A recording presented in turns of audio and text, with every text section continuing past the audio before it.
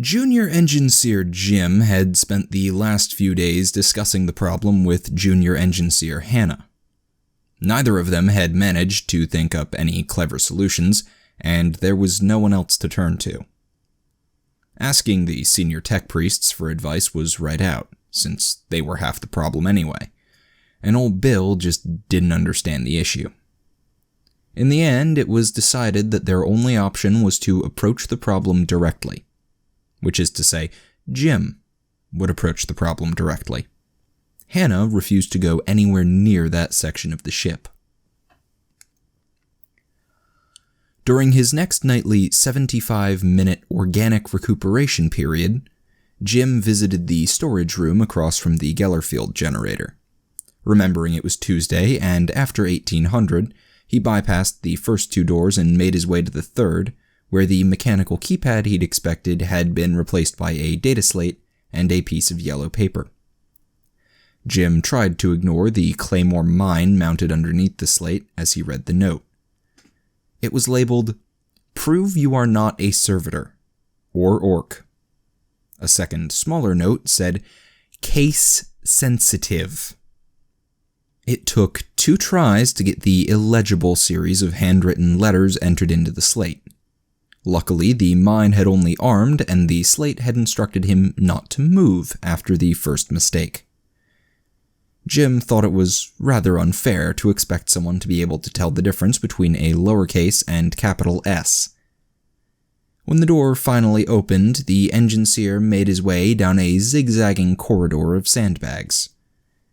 As he walked, he idly wondered where they'd managed to find sand on a void ship, then decided he was happier not knowing. When Jim came around the last bend, he found 3 of the men he'd come to see piling up pieces of burnt meat and metal into a wheelbarrow. He ignored what looked like the remains of an unfortunate maintenance servitor and hesitantly asked if the interrogator was present. Or maybe even Doc. The shortest and most amiable of the 3 troopers, Nubby, explained that Sarge was working with the adepts and Doc was staying in the medbay on account of his legs not working.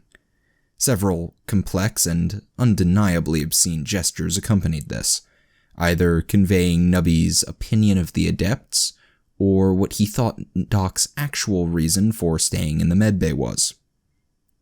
Jim wasn't sure which. Twitch interrupted the show to ask Jim if he was here about the servitor, because that was entirely not Twitch's fault. He'd clearly explained that no one was to attempt to clean or do maintenance on this room without an escort. Also, sharing access codes, even if it was with a servitor, was a severe violation of proper security protocol. Actually, change that to especially if it was a servitor. Those damned things couldn't be trusted. Jim should know. He'd been there and seen what the psychotic murder machines had done the second they got a chance. Jim shuddered at the memories Twitch's rant dredged up, and turned to the 3rd guardsman. While the other 2 had been talking, Tink had been having a quiet, one-sided argument with the small Zenotech data slate he was holding. Occasionally, he'd switch from swearing at the controller to cooing at the hovering disk in front of him, as it tried with mixed success to pick up pieces of servitor with its small servo arm. Jim summoned every scrap of courage he could muster and walked up to the goggle-wearing guardsman. "Tink, this tech heresy needs to stop. If you don't destroy that unholy Xenos contraption,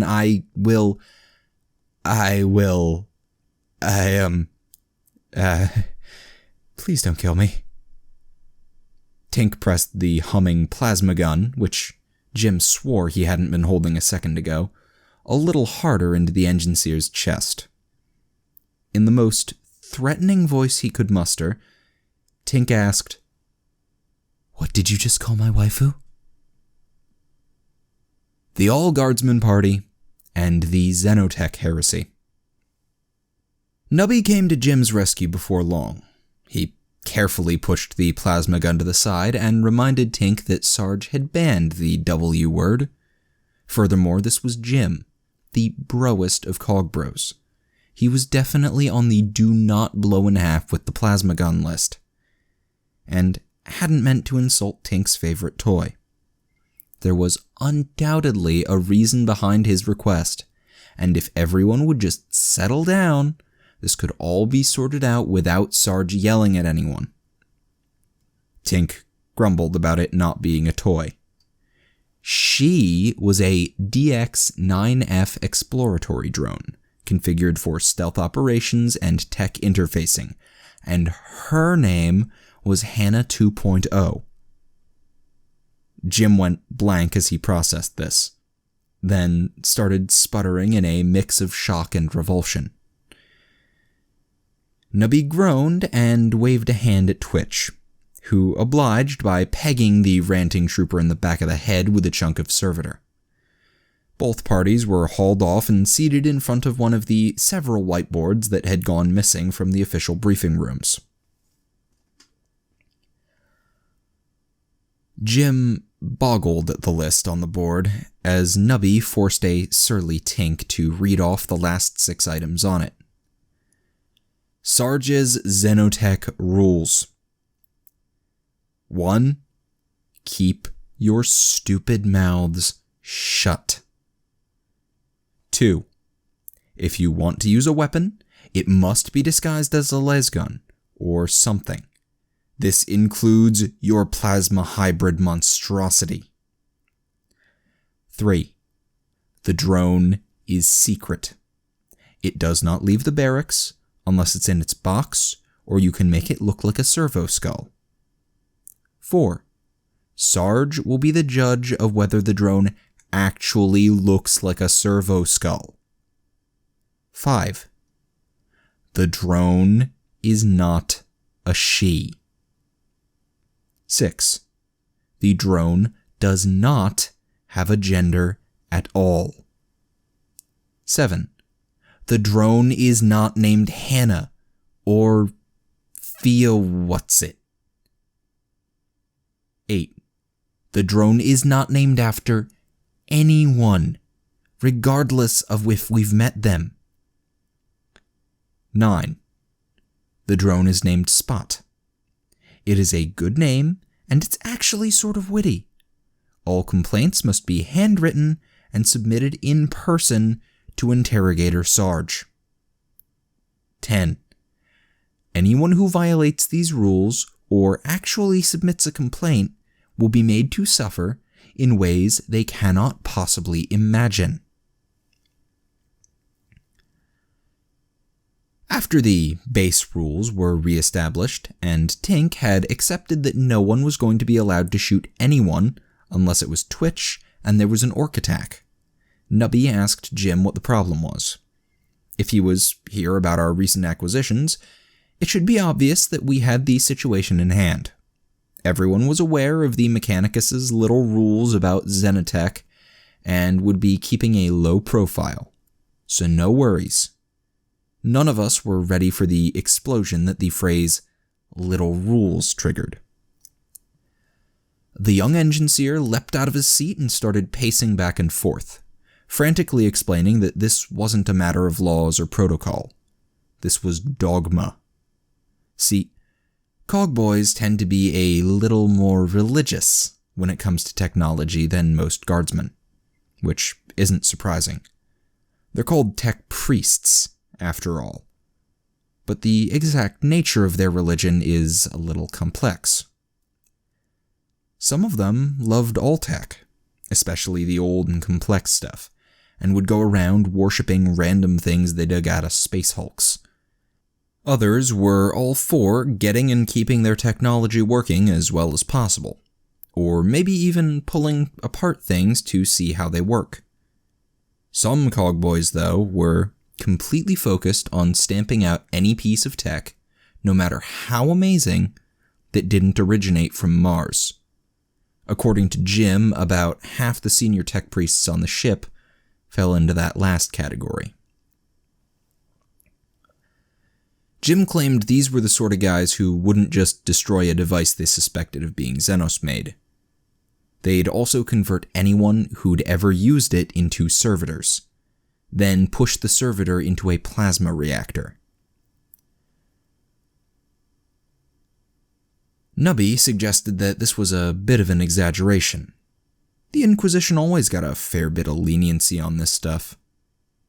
Didn't that interrogator with the big hat have a sword that whispered at anyone nearby about drinking their blood? What about Sister What's-Her-Face, who had a Sterngard pattern bolter that she had looted from a dead Marine? And no one commented on the fact that the guy running recruitment had actually purchased a medium-sized tropical island with the funds he'd been embezzling over the last few decades. Surely a little Zenotech could be swept under the same rug these guys were using. Jim just shook his head and pointed out that all those things were things that the Inquisition typically had jurisdiction over. Believe it or not, hardcore Orthodox tech priests were a lot less forgiving. Jim suggested that as a baseline, we imagine a 300-year-old redemptionist preacher. Now combine that general cranky outlook with the fact that the Orthodox tech priests on this ship had been forced to accept that most of its critical engineering staff were not members of the machine cult. These guys were itching to put someone in their place. If anyone caught their attention with a cleared case of tech heresy, their lifespan would be measured in minutes. So Jim was asking, begging really, for us to give up our suicidal fascination with Zenotech. Everyone went quiet for a while as they processed this. Tink frowned at his drone controller. Twitch pondered how many servitors those priests commanded, and Nubby weighed the value of his life against that crate of Tau pulse weapons. All of us looked at each other and came to a silent agreement. Nubby thanked Jim for his warning. It had really opened our eyes to the situation. He promised that we would be very careful not to show our new toys to any tech priests. Except for Jim and Hannah. Oh, and those other guys we couldn't remember the names of, but had been pretty cool for cogboys. Jim sank into his seat and looked like he was about to start crying. While Twitch and Tink went back to cleaning, Nubby did his best to console the young engineer. Eventually, his Weasley arguments about how unlikely the senior tech priests were to find out, if no one ratted to them that is, calmed Jim down. From there, it wasn't hard to convince him to help us with the Disguise the Zenotech project. Given how much damage a minor war located across the hall from the Gellerfield generator would cause, Nubby argued, it could even be budgeted under preventative ship maintenance. The engineer grudgingly sat down at the workbench Tink had been using for the project and started tinkering. He didn't even pause to question the origins of the pile of slightly used lasguns or the large crate of assorted human and animal skulls that had been provided for camouflage material. He made some real progress and was even managing a nearly civil technical discussion with Tink when Sarge came back. Sarge, who'd spent at least 20 hours over the last few days trying to fill the gaps in his team left by Doc's injuries and the infiltrator's death, took Jim's presence as a sign from the Emperor. Before the night was over, the paperwork was in order, and the engineer was officially seconded to us for the duration of the upcoming mission. Jim was not exactly happy about this. That upcoming mission was a bit of a mystery. Our little op on the Tau border worlds had gone relatively well. We'd foiled a rather convoluted plot to get neutral worlds in bed with the Tau Empire, and killed the raiders that had been terrorizing the area. At least, we'd thought that the rogue trader we'd doomed to an incredibly gruesome death was behind all the missing colonies and stations. Turned out his band of pirates didn't quite fit the bill, though. It's not like they hadn't had it coming. No one but Doc felt guilty about trapping those mercenary bastards in the warp with no Gellerfield, but according to our reports, whoever was wiping out the locals didn't leave bodies. Not theirs, and not their victims either.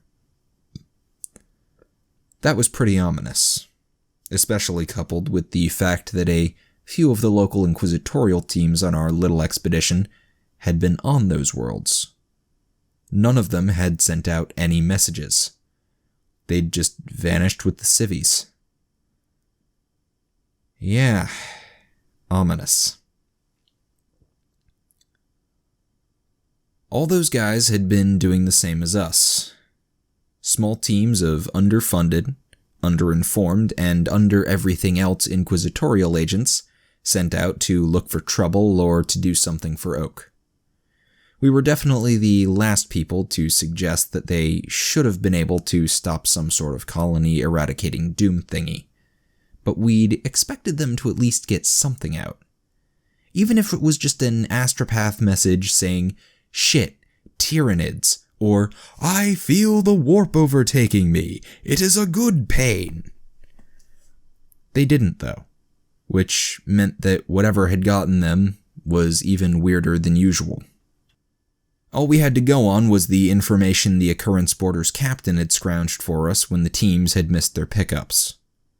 He had a rough map of which systems had been wiped out for sure, and a few notes from the one colony he'd personally inspected. That's how we knew he was worried. The captain didn't like going down to planets. He said they were untidy. The disappearances charted a sort of winding path through the region, starting on the fringe of Tau space and twisting in the general direction of the Imperium. That was the whole reason we were involved in this mess. None of us gave a shit if a bunch of Xenos got killed, or really cared much about the fringe worlds. But if the pattern continued, some valuable Imperial worlds were going to get wiped out. So Oak had mandated that everyone out here was to drop what we were doing and figure out what the hell was going on. The Occurrence Boarder had picked up all the teams it could reach in time and was doing its best to follow the trail before it got cold. Sarge spent a lot of time working with the Adepts and the other teams to figure out what we were in for before we ran right into it. Sarge had sat down with the captain, who he got along with rather better than the other interrogators, and gone over the whole thing from top to bottom. Unfortunately, all they were able to figure out was the path mostly followed decent warp routes, which told us whatever was driving was probably using a warp drive, or they just felt like going that way. The captain's brief visit to the purged colony had turned up some more useful info. He described the place as being mostly intact, but with no creatures, living or dead. There was some battle damage, but the place hadn't just been nuked from orbit, and he said it didn't look like the fight had lasted long. Sarge tried to pick his brain for details about the battle damage, hoping to pin down what sort of weaponry had been used. The captain wasn't much help, though. All he was able to tell us was that no one had used macro cannons, lances, torpedoes, or nova cannons. Oh, and someone had dropped several million tons of powdered silicate and organic matter on the place. That struck him as interesting. A few probing questions revealed that this mysterious substance was, in fact, just the ground. Bloody spacers. It was eventually decided that the only way we'd get anything useful was by visiting one of these worlds and looking around ourselves. Preferably after the mysterious people disappearing thing had left. Until then, all anyone could do was wildly speculate. So, we did what any red-blooded guardsman would do in that situation. We started a betting pool. At first, it was the usual small wagers between us, everyone sticking to their pet theories and so on. But Nubby smelled profit, and the thing quickly grew to ludicrous size. Within a few days, both the other teams, the entire engineering department, and half of the ship's officers were in on it. There'd been a runner from the Navigator's Sanctum carrying bets from him and the astropath, neither of whom had been told about the pool. That had sparked a lengthy debate on whether those guys could see the future, and if that should invalidate their bets. In the end, Nubby held that if they could, then they'd have been able to avoid being assigned to the occurrence border. So he took their money like everyone else's. There wound up being only 3 popular bets, since various factors wound up disqualifying most of the candidates. No one was willing to put money on it being some human force, on account of how Oak would have known if there was a rogue Inquisition fleet out here. And Chaos warbands or cults were never this tidy. On the Xenos side, the Tau didn't fit. Necrons tended to stick to their tomb worlds.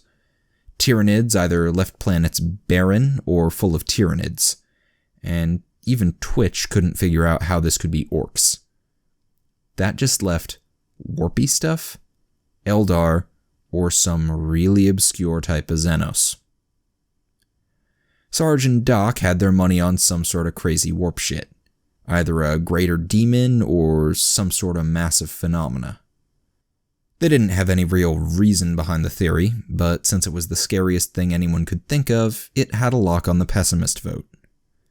Outside of the pool, all the adepts who knew about that warpy stuff were going through their records, trying to figure out what could be done if they were right.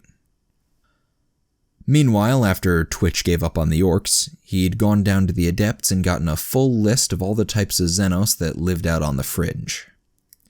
He didn't sleep for 3 days after that and eventually had to be tranked by Doc. Well, by his girlfriend. Doc wasn't in any condition to chase down Twitch on account of the whole wheelchair thing. Anyway, after he was pried out of his hole, Twitch made a fairly strong case for some obscure Xenos horrors being behind everything. Even Tink and our team's adepts threw in with him, either because they believed him, or just thought it was good odds to play the field. The final popular bet was the OCD Eldar Raiders theory. Nubby and Fumbles had started that one by hotly denying that it was even a possibility. The denial had come right after they'd received the Navigator's bet, and even if most folks couldn't figure out why the Eldar would be disappearing colonies, they knew what a rigid game looked like. Nubby hadn't gotten any sympathy from the rest of us when he'd complained about how even the odds were getting. Between the pool, Tink and Jim's project, and Sarge's scramble to prep for the mission, Doc was the only one with much free time. Of course, that was primarily because he was stuck in a wheelchair until his leg and gut wound finished healing. He spent most of that time in the med bay acting as a handicapable nurse for his girlfriend. And despite Nubby's constant barrage of tasteless jokes, seemed to be coping with this temporary crippling fairly well. We mostly left him to it, since we risked death by either sap overdose or angry hospitalier every time we visited. Twitch nearly lost an ear to a thrown scalpel when we kidnapped the poor boy for a night of recreational drinking. While Doc wasn't too bothered about his injury, it was a constant source of worry for the rest of us. Not because we thought he wouldn't get better, but because the captain had spotted a world in the right direction that had gone dark, and was taking us there for a little reconnoitering. Our ETA was a few days, and Doc's recovery was going to be a matter of weeks or months, so it was looking like we'd be going into the field without a medic. Sergeant Jim tried to convince us that the metaskull they'd requisitioned was just as good, but we weren't buying it. Those things are unsettling to look at. They're a million times worse when you've just been shot and one's coming at you with a buzzsaw. Everyone was feeling a little nervous when we finally came out of the warp, and confirmed that the nearby planet was emptier than a Munitorum agent's heart. Those of us who weren't creeped out by the prospect of nosing around on a freshly depopulated world were wondering if we were about to lose 3 weeks' pay in the pool. While everyone worried and prepped their gear, Sarge attended one final meeting with the captain and the other 2 interrogators. Now, these guys weren't bad sorts, at least by officer standards, but neither of them really played well with others. One was a blonde battle axe of an ex-cleric, and the other was a serious agent fellow with a creepy sword that no one commented on. Battle Axe had been drumming up recruits, and Sword Guy had been trouble-stabbing some problem for Oak, before the new orders came through. Neither of them was very happy about being reassigned mid-mission.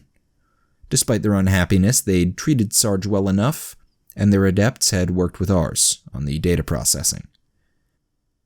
But no one was willing to accept anyone but themselves as the mission leader. That included Sarge, who'd immediately recognized 2 people who wouldn't blink at sacrificing a few guardsmen. Since no one was feeling overly cooperative, the basic plan was for each team to send a separate party to the dead planet to look for clues. If anyone found anything interesting, they'd call for the adepts, and if they found hostiles, they'd call for reinforcements from the ship or the other teams. It wasn't the most efficient plan, but without some clear and present danger, it was the best we were going to get. The final meeting between the 3 interrogators and the captain was to determine who would go where on the planet, and how much support the occurrence border would provide. The planet was sorta shitty, and probably had a population of only 5 or 6 million before it got wiped out. Battle Axe called dibs on what passed for the local center of government, and Sword Guy wanted to take his team to the largest commercial shuttle port. Sarge carefully considered the remaining options, then ignored the pointed suggestions that he inspect the planet's only military base in favor of the smallest shuttle port on the planet. Sarge carefully deflected their questions about his choice with vague comments about hunches and feelings. He managed to hold out until the captain got annoyed and forced the discussion to move along. It was agreed that the occurrence border would hang in stationary orbit and handle communications while each team was given their own shuttle. The emergency support options consisted of the 2 remaining shuttles loaded with all the armsmen the captain thought he could reasonably spare, and the ship's lances. Everyone was reminded that the last time those lances were used at that range, they'd missed by 17 kilometers and had to be walked while still firing at full power and jiggling a lot to their target. The captain recommended not asking for any precision strikes, then called an end to the meeting. Sarge gathered us up in the shuttle bay for a final briefing before we went down. The ground team consisted of everyone except the adepts, who would be hanging out in the comm room and analyzing whatever we sent to them. And Doc, who was only in there to wish us luck before he went to get the med bay ready for whoever got shot this time. Hannah and old Bill were there too, mostly to remind us that Jim was considered essential to the smoothish running of the ship. It would go poorly for us if he came back in anything less than factory-fresh condition. Our briefing started with Sarge acknowledging that randomly walking around on a deserted planet looking for clues was about the stupidest way of gathering information invented.